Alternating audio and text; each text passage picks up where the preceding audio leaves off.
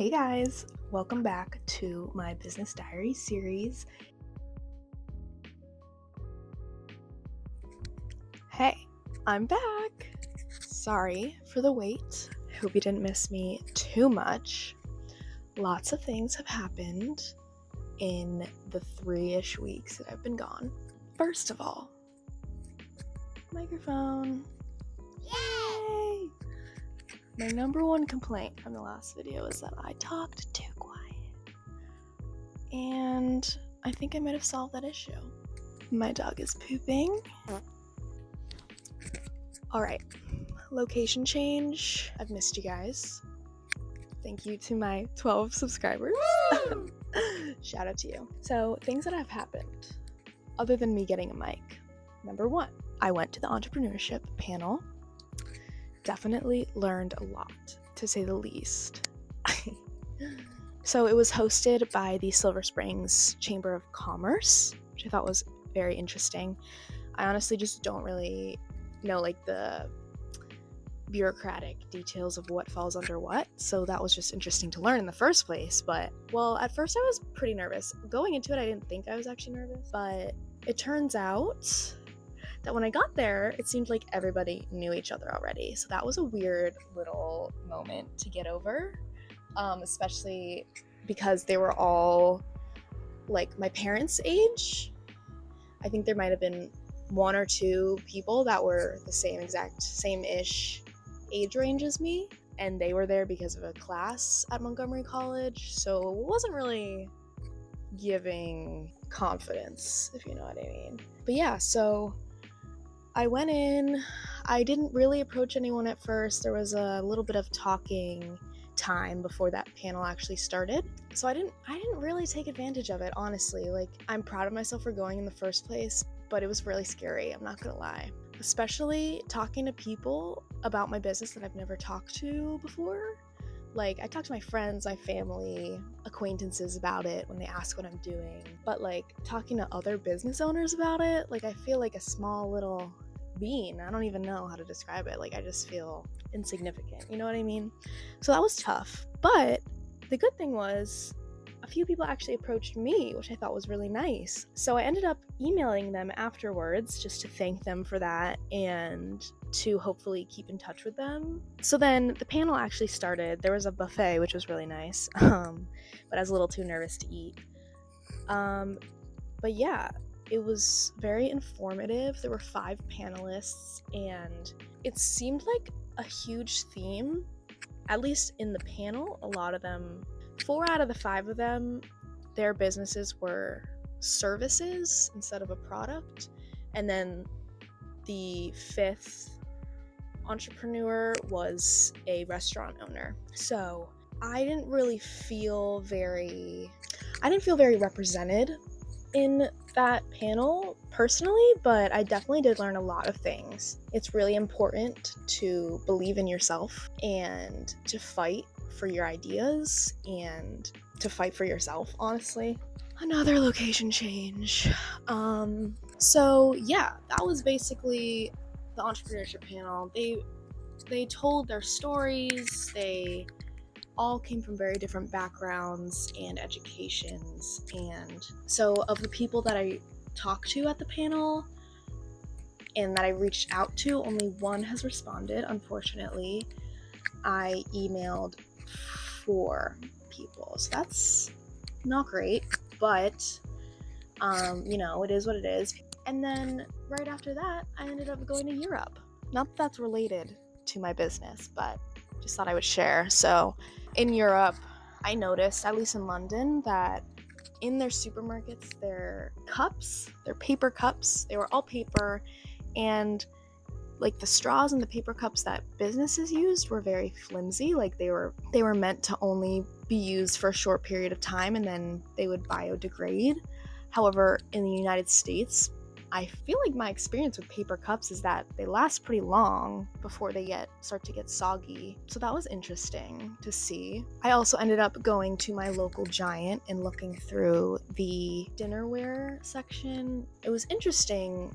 It actually seemed like their plastic cup section has decreased by a lot. The whole recyclable anti-plastic movement has increased a lot, but it seemed like it was only paper cups and or eco-plastic cups, which I don't really know what that means, honestly. So that's another thing that I'm starting to see. I thought that was interesting, just doing some in-person market research at my local grocery store. I also reached out to the hemp plastic company as one of the options of manufacturers and materials that I could possibly use. So basically, hemp plastic is a type of plastic, but it basically reduces the amount of plastic in the plastic, if that makes sense. It basically uses hemp to bond to the polymers in plastic, which therefore decreases the actual amount of harmful plastic in the item.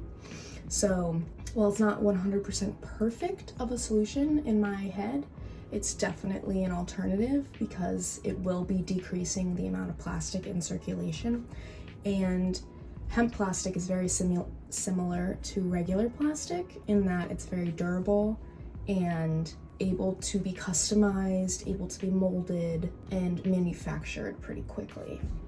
So straight from the hemp plastic company, the benefits of hemp plastic is reduction in fossil fuel-based plastic, carbon sequestration, because hemp is a carbon negative renewable resource and it consumes greenhouse gases because it's a plant, it consumes carbon dioxide, and it's actually sequestering more carbon than it's emitting when it's produced as a plastic, if that makes sense. Hemp, when grown, is a plant that prevents soil erosion and it can reduce water pollution. It's also an easy transition from regular plastics to hemp plastic because they have very similar properties, and it says that they can replace conventional plastics without significant additional capital or operating expense. So definitely a great option. They also said that they had some sort of ocean plastic product as in the plastic that they can create, which I assume takes ocean plastics and turns it into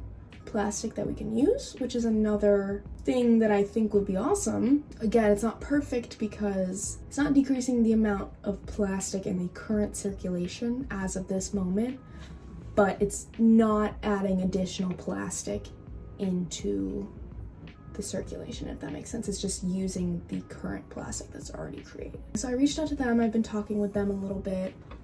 Also at the panel, I was talking to someone and they mentioned that they heard about a microbe or a bacteria that actually breaks down plastic, which in my head is like a perfect solution to this problem, but I haven't researched that at all. So that's another option that I'm keeping in the back of my head. So we have hemp plastic so far, plastic eating bacteria. I'm also thinking of possibly just prototyping my own paper cup, seeing exactly what the dimensions need to be, things like that with my own paper. Whoa, engineer stuff. Just to decrease on like manufactured prototype costs.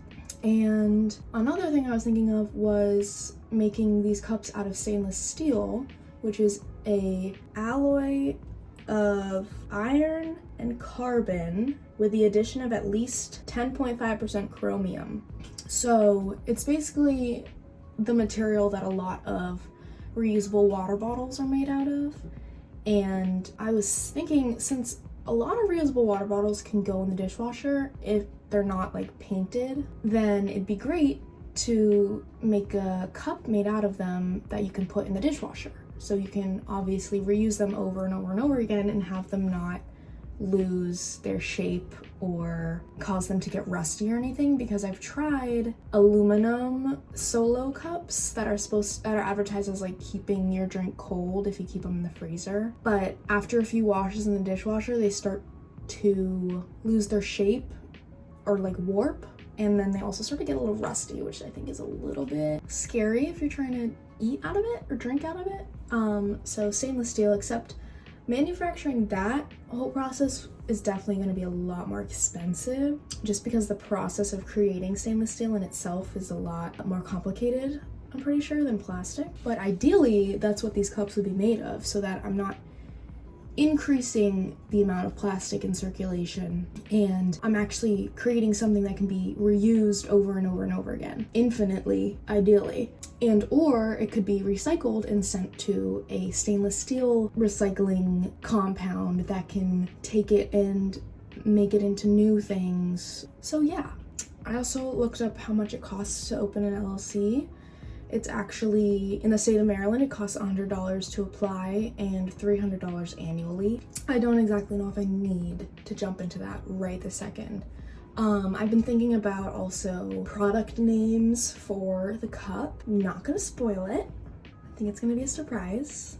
But then I need to figure out a name and a logo for my company, because my company isn't gonna be just the cups, you know what I mean? Ideally, my LLC would be named something other than the cups. So yeah, let me think about what exactly I need to do next, because I'm kind of in this, like, I feel like I'm kind of in this limbo where I'm just like reaching out to people, waiting for them to respond. They don't respond. Then I'm like, shit, they haven't responded in a week. Now what?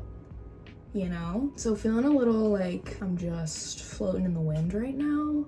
So I'm trying to really like lock in some actual steps that I can do. Physical steps, checklist steps that I can just check off. So I'm thinking the next steps,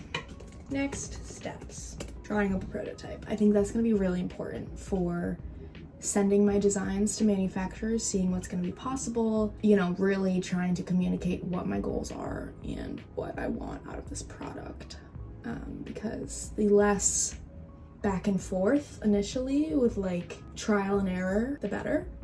Brainstorming company names and then logos, brainstorming product names and logos, and then a paper cup prototype.